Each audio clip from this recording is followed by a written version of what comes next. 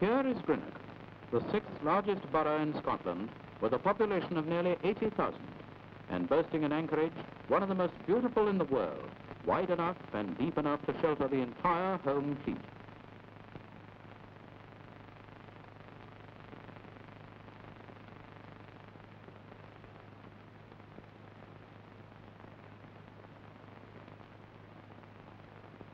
It appears a handsome town as we approach it from the West End. Wide, tree-lined streets reveal pleasant houses in leafy gardens. This district was planned. Men of taste and intelligence decided in advance upon the line of the roads and upon the type of houses which should be built on them.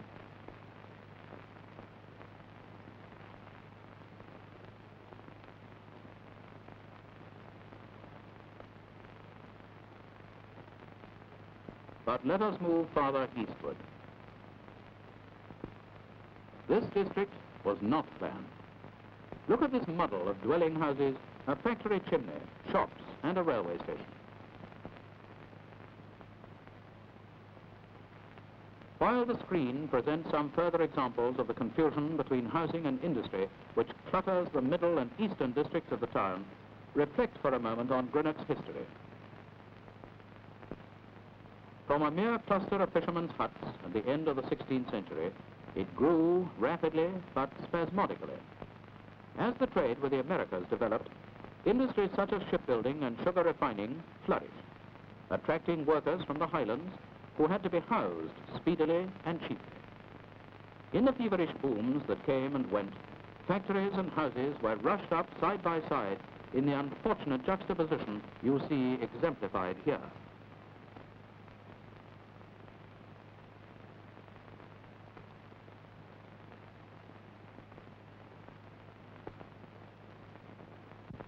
But Greenock's expansion had its limits.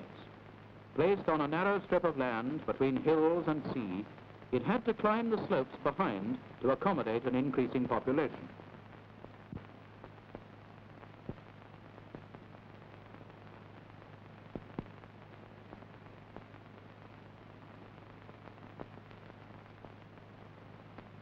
Do you notice how awkwardly these houses are placed between the railway and the hill face?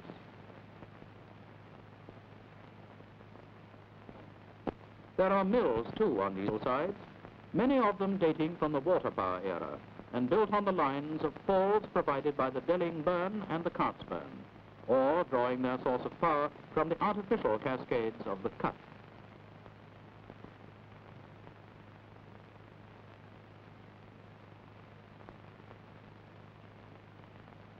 After water power came steam power, and indirectly consequent on the researches of James Watt came Bell's Comet, flying between Greenock and Glasgow, and the Britannia, the first steam-propelled cunarder, which made Greenock its eastern terminus. With the revival in shipbuilding following the Napoleonic Wars, the shipyards expanded and new docks were constructed. The East India Harbour was completed in the year of Trafalgar. Between 1878 and 1886, the James Watt Dock, the Western Tidal Harbour, and the Great Harbour were built.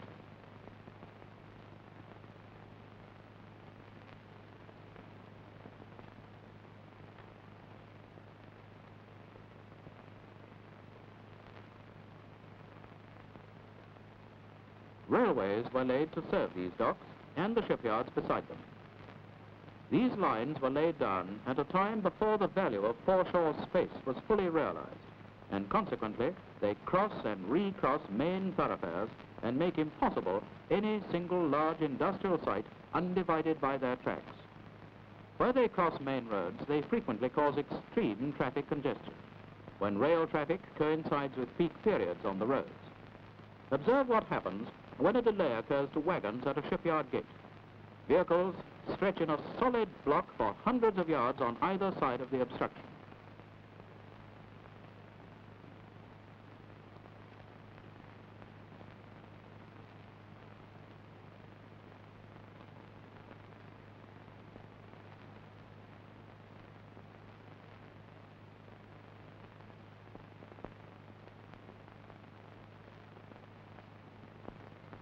Between trade booms, however, came slumps, when factories fell derelict and shipyards stood idle. During these periods, houses were neglected for lack of money and slums increased. Overcrowding became a major problem with the influx of new workers during the past war. Finally came the Blitz of May 1941. Much valuable public property was demolished in the Central Station area, while the loss of many dwelling houses made the shortage of accommodation desperately acute.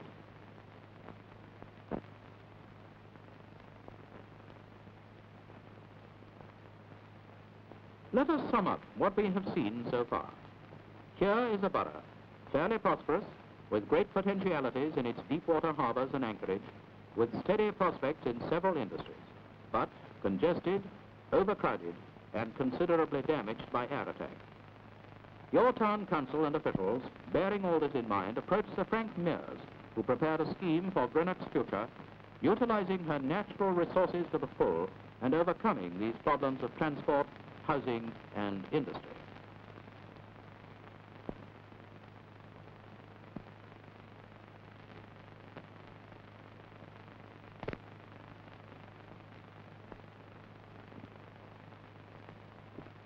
To attract deep water trade, at present going to other ports, Greenock's harbors could be reconstructed to take bigger ships. This increased tonnage must bring imports, which can be processed locally. Ships cannot go away empty. They must return laden with locally produced goods.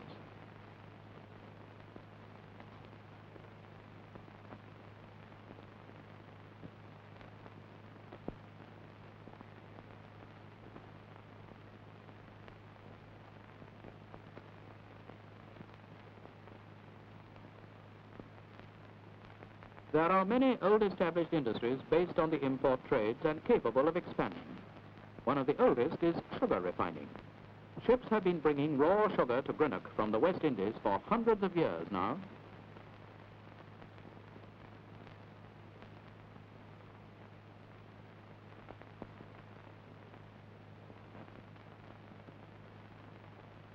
In the local factories, it is refined into syrup and sugar by boiling in these large vats. Sugar is weighed out in sacks, while syrup is distributed in the familiar tins for dispatch by road and rail all over Britain.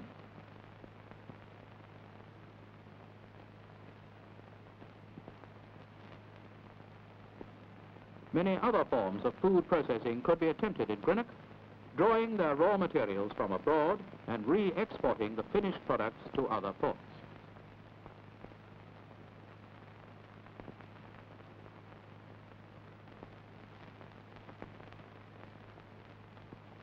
Greenock knitwear is well known for quality all over Britain. In our hosiery factories, wool is spun and knitted into various garments such as socks and stockings, jerseys and pullovers in a variety of patterns and styles. This is another industry capable of considerable growth, for the demand for first-class Scottish knitwear is worldwide.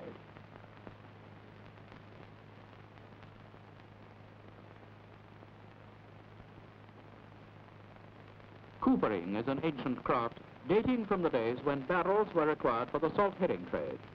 There is a growing market for hand-produced goods, and this cooperage specializes in furniture in the shape of barrels for home, office, or living quarters afloat.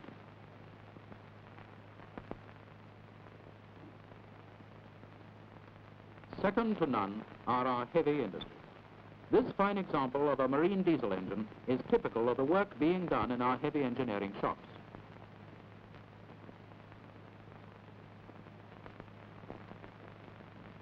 In our shipyards are built ships of almost every description. The peak period of the war years has passed, but there are still enough orders on the books to ensure work for some time to come.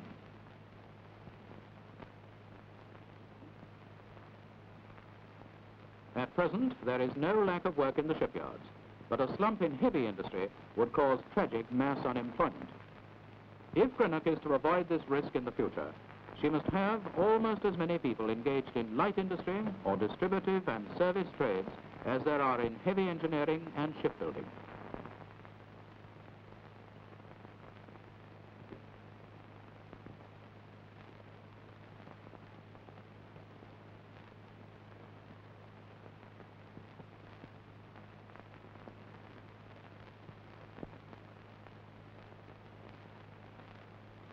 Ships launched from our yards go out to every port in the world.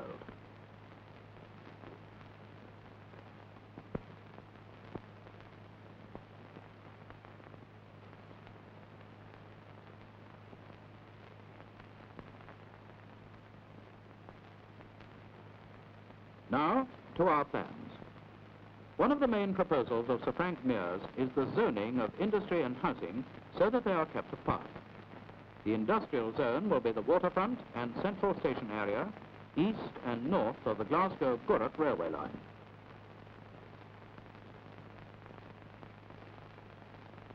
For the central area of the town, a completely new layout is contemplated. This part will be the business, administrative and shopping district. There will be a bus station, a covered market, new municipal buildings facing the Well Park, a community centre and a health centre.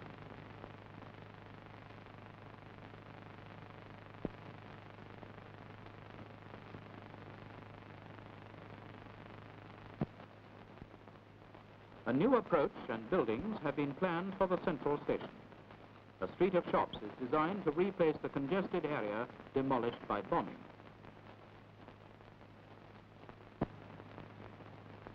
You have seen the need for improvements in traffic conditions. This map shows the new road planned to relieve congestion in the main street and to link up the rather isolated housing areas on the lower hillsides.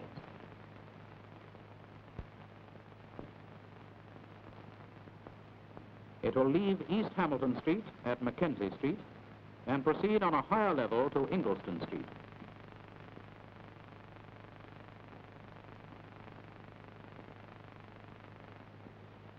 This old school will be demolished as it stands in the way of development.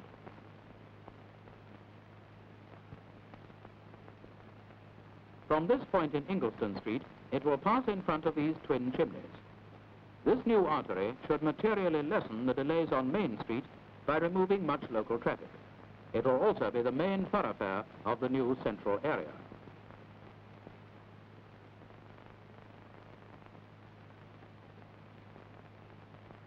And now we review the housing problem. Even these rows and rows of new houses are not sufficient to meet the demand. Many new blocks of flats have already been built, such as these at High Street. Several sites in the older part of the town have thus been rebuilt. But it must be remembered that only about 1/4 of the previous number of houses can be rebuilt on a cleared site.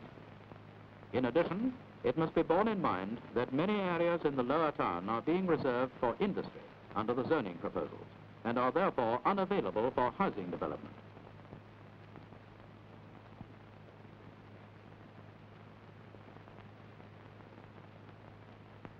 Here is the architect's impression of multi-story flats, which it is proposed to erect on a few selected sites within the borough. Service lifts will of course be in operation. Housing schemes in the suburbs have been in progress for many years now. The site at Ockney is in a pleasant spot on a breezy hill shoulder with wide sunny streets and magnificent views north and west over the Clyde estuary to the Cowell Hills. It is still expanding, although its limit will soon be reached. It cannot be enlarged indefinitely, however, for open spaces and agriculture also have their claims upon the land.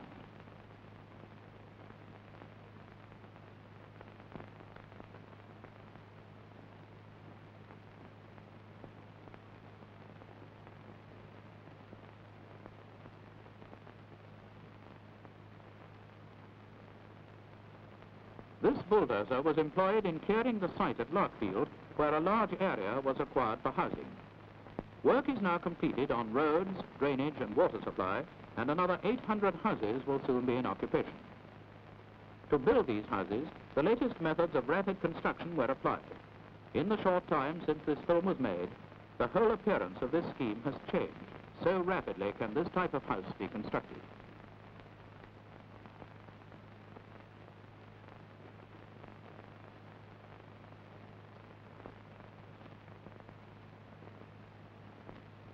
Sir Frank Mears has prepared plans for an ideal scheme at Dunrod. A triangular area of about 200 acres has been selected as the most suitable site. It lies directly on the Weems Bay railway line and is on a small plateau above but concealed from the Inverkip Road, so that it will in no way interfere with the amenities of the Kip Valley.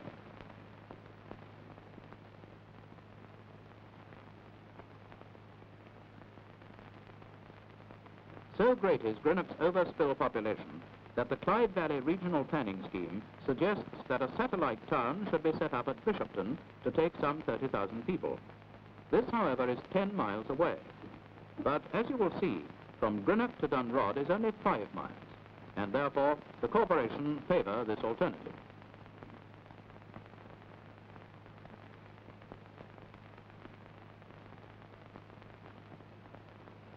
This is a model of the proposed scheme at Dunrod.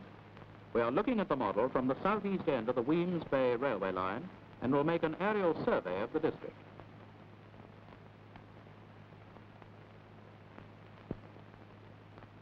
Running through the center of the scheme is a natural ravine. In this valley is a stream, and on its banks, woodland walks will be laid out.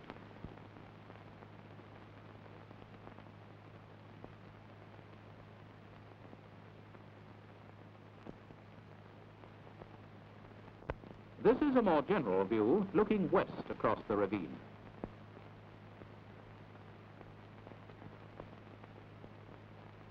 Near the railway line, a small site for light industry may be set up, providing work in the immediate vicinity for quite a large number of the people of Dunrod. The proximity of this scheme to the railway line means, of course, easy transport to Greenock and elsewhere. Good bus services will also be provided. In the central area, there will be an open-air theatre built in a natural hollow on the banks of the stream. Here will be presented summer performances of music and drama. Among the larger buildings to be seen are a church, schools, and a community centre.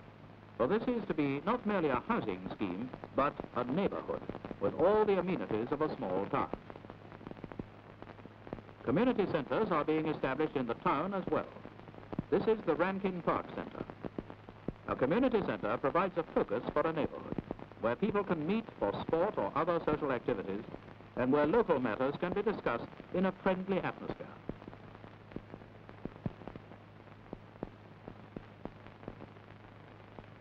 There must be clinics for babies and children in our replanned town.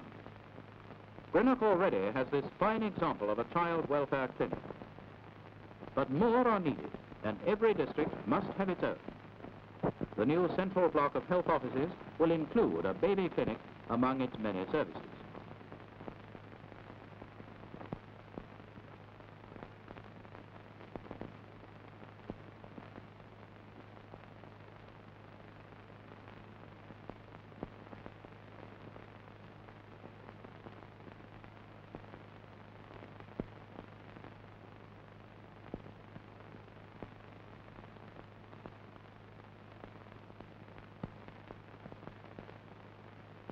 There is a play centre at this clinic where children can play under careful supervision while mother is busy.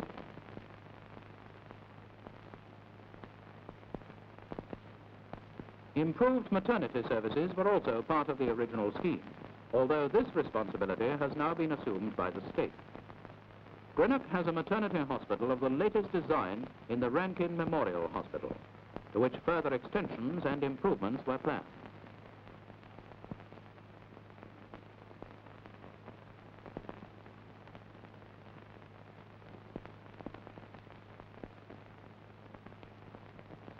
This is the modern extension of the infirmary at Larkfield. Here too, under the National Health Service, the state has relieved the local authority of a great but cheerfully borne responsibility. Greenock has planned considerable extensions and improvements in her hospital system. These will now be transferred to the Regional Hospital Board.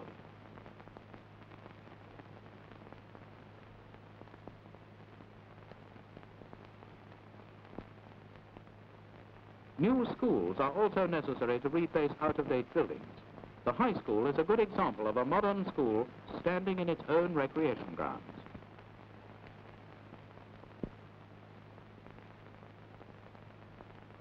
More parks and open spaces are essential in addition to those such as the Well Park, Lady Alice Park and Lady Octavia Park. Not only children but adults too need recreation, and it would be bad policy to cover all our open spaces with housing.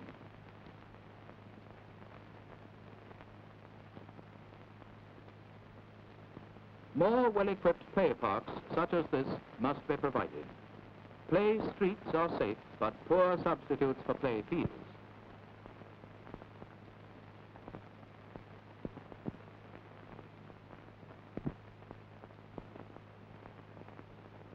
Here is the architect's drawing of the new Wellington Park, which will provide sports facilities for people of all ages.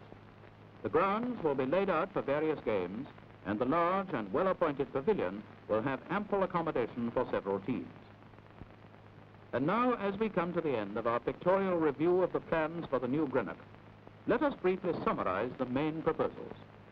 Houses, schools, clinics and playgrounds are all immediate necessities. And as you have seen, work on these is either in progress or in preparation. While all this is going on, much thought is also being given to bringing new industries into the district.